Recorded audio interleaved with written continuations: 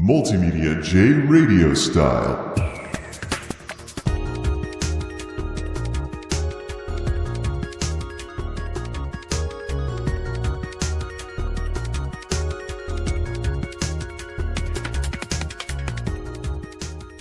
What's up, everybody? You are listening to MultimediaJay Radio Style, and today is the grand return of the Blue Yeti microphone after being RMA'd for replacement. Well, not the same Yeti mic, not the same as the one that had its USB jack snap. They did send me a replacement, and I'm doing things differently with this mic. First, the cable that it came with is the Yeti's cable. I put some duct tape on where it plugs into the microphone as a constant visual reminder that I don't ever want to unplug this thing at the microphone until I wear out the USB plug on the other end of the cable whenever that happens, if ever. And hopefully this also helps. I also have it winding through the stand a little differently, too, to help it stay plugged in, not get yanked or anything like that, and overall discourage me from plugging and unplugging it now that I know how flimsy these jacks can be and stuff along those lines. So I'm listening to myself as I record this, and it definitely sounds crisper and sharper, and for something with the kind of price tag that this thing would have if I didn't get it at such a deep discount back when I got it, I'd hope I can get better sound from this than that Behringer budget setup that I was running. For those of you that are wondering why the sound was so different in the last couple of segments, it's because over at my other computer, I was playing with the X-Fi and whatnot, EQing the living daylights out of that microphone to try and come close to the sound quality of what this thing can do, or a Shure SM58. But in the end, the sensitivity of condenser mics like this one will ultimately win out over the dynamic mics that are more for stage use and stuff like that, instead of more like stuff like this. Although sadly I have to get used to how sensitive this microphone is compared to the Behringer, because it's a condenser mic, and if I turn up the gain too much, I can actually hear the computer noise being picked up by this thing, which is one reason why I wanted to get my netbook in the first place, have it be a nice quiet machine that doesn't make a lot of fan noise, and just give it just enough punch to record sound, and record sound with it. But I'll cross that bridge when I get to it, and bring back the netbook as a way of recording sound later on, maybe for like a podcast or something along those lines. Anyway, for those of you that were wondering why the audio sounded different in the last couple of radio styles, is because I was using the Behringer and the analog setup that I have with a lot of EQ going through the X-Fi sound processor and things like that, but you can only do so much through software. Eventually, you have to get better hardware in order to advance in terms of sound quality, and I believe that's what I've got going on here. Anyways, on to this segment's nerdy topic, Windows 8. I mentioned this article before off of ZDNet. The headline reads, Windows 8 edges to 3.84% share, still fails to spark. Was written by Zach Whitaker for Between the Lines and published on this site on May 1st.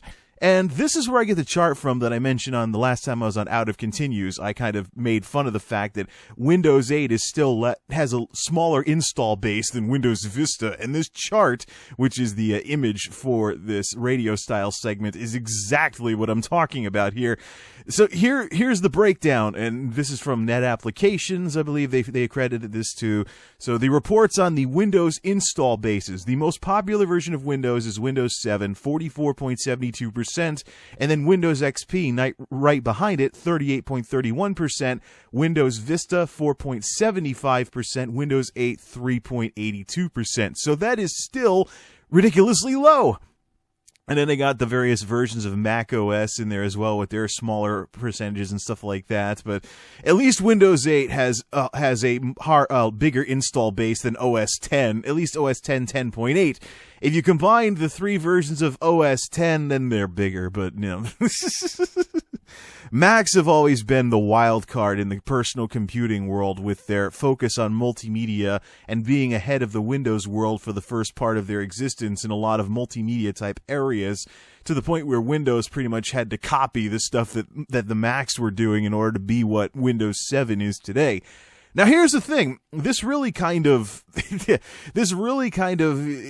represents something that Microsoft needs to think about, because they have a very interesting policy.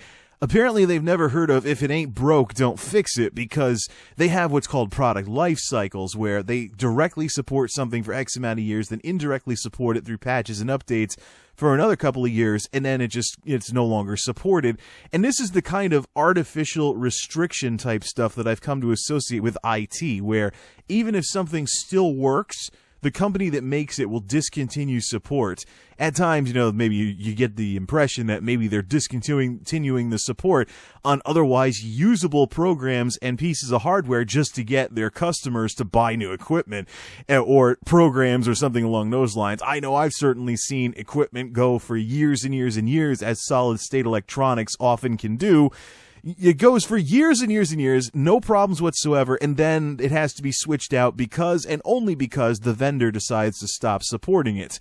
It's really quite a pity. We have such a problem these days with e-waste and all these other things where computers are winding up in landfills, and anything with a circuit board is technically toxic waste, and it's got all these things in it. You can pollute the earth if it ends up in a landfill, and we got to recycle stuff all over the place. No, you got all this I was involved with some e-waste recycling before, and it makes me want to purchase a membership to a local transfer station just to save certain computers from the scrap heap. I think B Bishop PCM on his channel, he's got some kind of deal going with the local transfer station, and he saves computers from the trash heap, fixes them up, and either gives them away or sells them. But I've tossed around the idea, but computers are so cheap nowadays that even if I did the right thing and sold computers that I saved from being thrown out for really stupid reasons, I just can't see how I would make any money off of that. This doesn't stop it from being a problem, though. Computers are thrown out for the absolute dumbest reasons these days.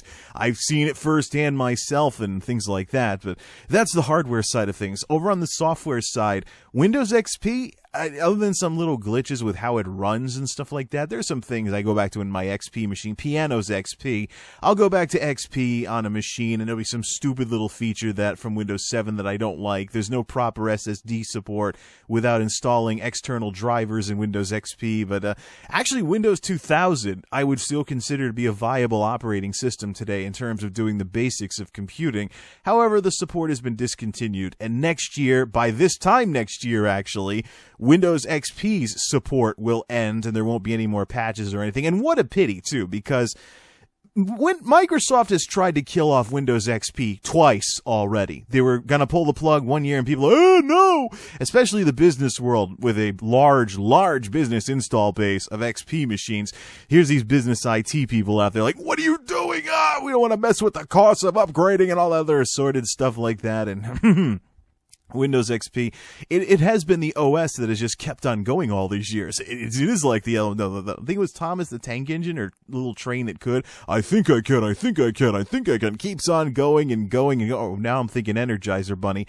Whatever. There's an analogy in here somewhere, but Windows XP has no doubt been an OS that it just keeps going and going and going, and again with that Energizer Bunny reference. But that's the thing with Windows XP. I mean, it's still usable. It still does the trick for lots and lots and lots of people. I think Windows 3.1 was like this too. When Windows 95 came out, it was called the old holdover, still useful for millions. About the only reason I can think of to move away from Windows XP to Windows 7 is 64-bit. The limits of 32-bit computing, there's limits on the amount of RAM you can have and things along those lines. That kind of thing. That's really those hardware, those restrictions which legitimately couldn't have been factored in back in 2001.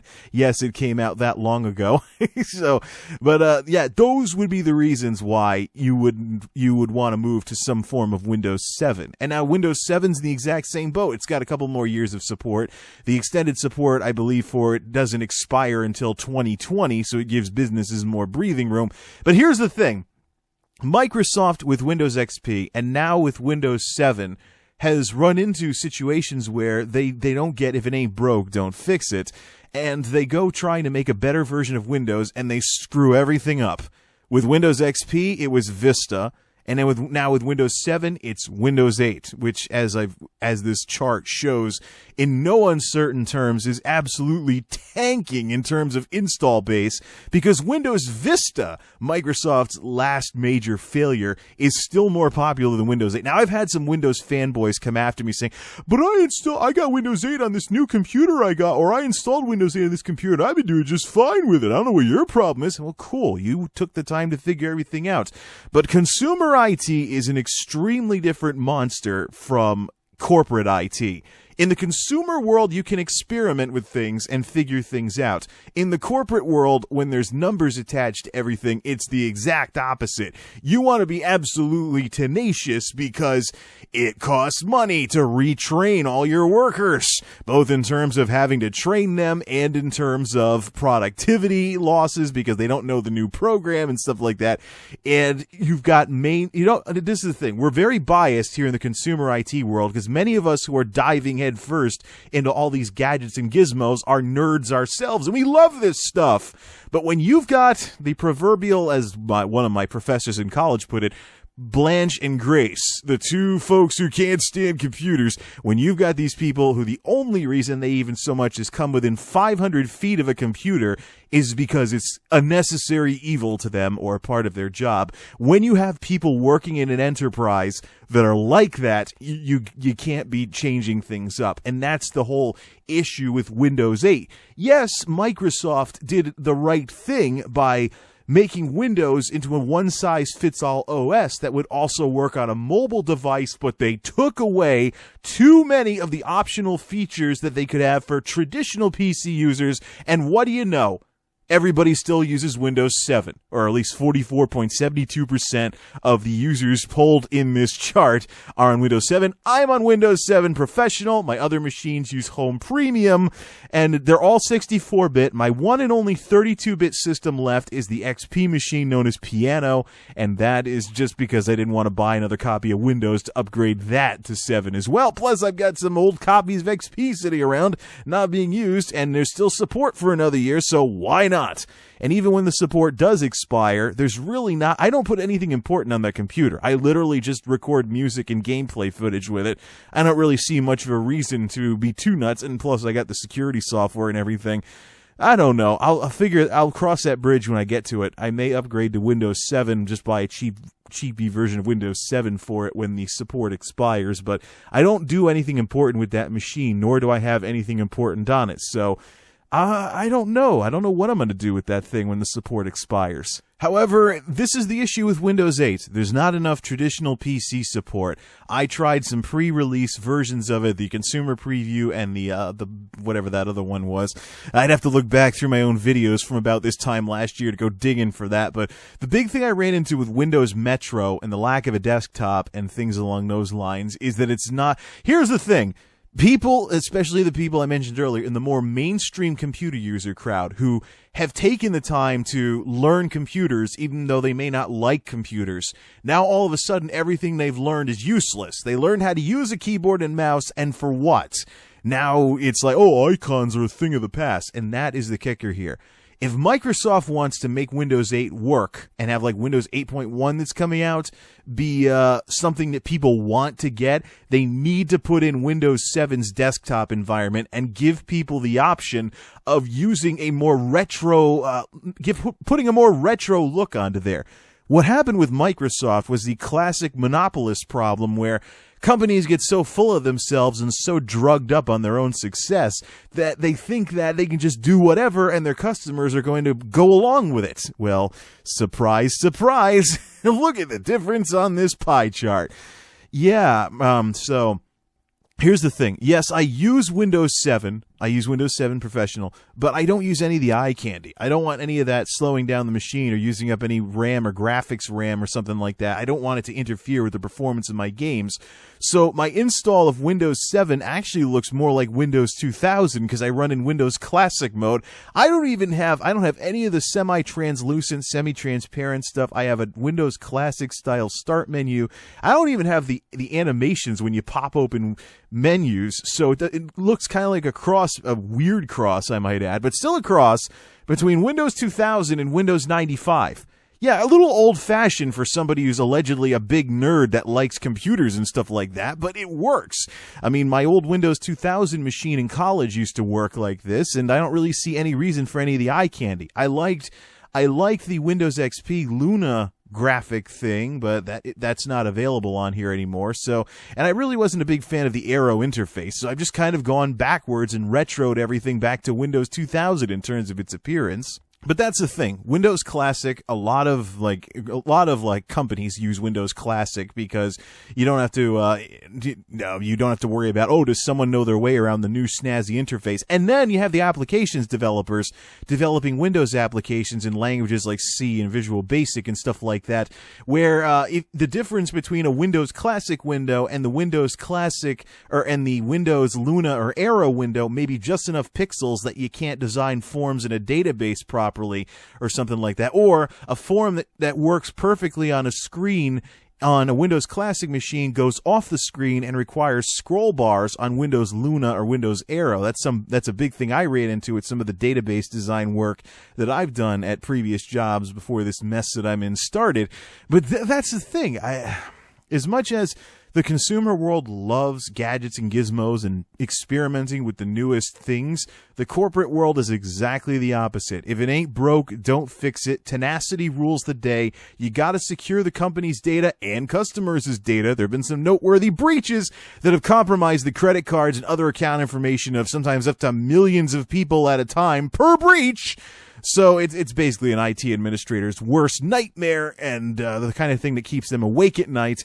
But yeah, it's not the same when you go into a business context. Of course, there's talk about like consumerization of business IT, where IT folks come up with authorized devices. Either they'll support it or they'll let you use it, but they won't support it or something like that, and things along those lines. But that's the thing here. And that's the thing as well. The mainstream market will echo this as well. Yeah, sure, us enthusiasts, us nerds, we may like being able to play around with like new ideas and stuff like that. But the mainstream world isn't going to want to change unless they get a touchscreen monitor. They took the time to learn how to use a keyboard and mouse. Let them use a keyboard and mouse. Give them a desktop with icons, and for Pete's sake, boot to it instead of a Metro start menu when they start up. There were some stupid little things I noted in the time that I played around with Windows 8 too. Like, for example, you can't just click one button to shut the machine down. First you have to log it up and then power it off, similar to if it was like a publicly shared mobile device, something like that. I don't need to use my computers like that. I want to be able to shut the machine. This isn't Linux. I'm not running a server here. I want to be able to shut the machine down with just one click. Heck, even Windows 7 kind of eliminated, there was these... On Windows XP, you were able to hit a button on your keyboard, which would pop open the shutdown menu, and then type U to shut down the machine. I used to like doing that. Just use my keyboard, not have to click anything. That went away with Windows 7, but now shutting down the whole machine from inside the OS has gone away with 8, or at least I hope, at least in the versions I've played with. If they put it back in at release, good for them. I hope they continue along this path. But this is the thing, Windows 8. It's a mess right now. It doesn't hardly have any market share. The Mac OS has a bigger install. Various versions of OS X have a bigger install base than Windows 8 does. And by the way, so does Windows Vista, after all these years that Vista's been out. And but that's the thing. Microsoft just needs to give their... It sounds so simple. How can Microsoft fix Windows 8? What they have to do is give their customers what they want. Surprise? Isn't this what businesses normally try to do? What'll please our customers? Oh, let's give it to them. Yeah, get back to the old school way of making your customers happy, giving them what they want, instead of, hey, look, we're playing around with these new features, and you better like them because you have no choice but to use them. Reminds me, I gotta start looking at YouTube 1. Oh, now I'm relating YouTube 1 to Windows 8. Wow. Same problem, though. Same problem where someone's like, hey, here's the new features, and you better get used to them because you're using them whether you like them or not. Where did the tech world go wrong that these kinds of attitudes are found all over the place? So, anyways, I figured I'd throw in this little discussion of Windows 8 to take the Blue Yeti for a test drive now that I finally have this microphone back, as well as chime in on this, because I've alluded to this article on ZDNet for quite some time now. I mentioned it on How to Continues, I've mentioned it in some stuff I've done on here, and now here's a radio style all about the whole issue with Windows 8. So hopefully Microsoft learns a few things from this, and so they can at least have Windows 8 be a success, even if the Xbox... Well, I know the Xbox One is going to sell because there's Xbox fanboys out there who'll buy anything with the word Xbox stamped on it, and there's, of course, people that got used to the 360, and they just don't want to make the switch to Sony in case Sony screws up again. Or, well, Nintendo, do you really want to use the Wii U for cutting-edge AAA titles? Or, you know what, all you console fanboys and gamers out there, come to the PC. That's where the real fun is. Get some Steam and get playing. Okay, I'll quit being such a PC fanboy now, but that's where I stand on Windows 8 and how Microsoft can fix it. Here we go into the Memorial Day weekend. Let's see if I can get some more constructive things done this weekend instead of just playing Guild Wars 2 all weekend or something like that. Till next time, this is MultimediaJay signing off. You've been listening to MultimediaJay Radio Style. Thanks for listening, and thanks for stopping by.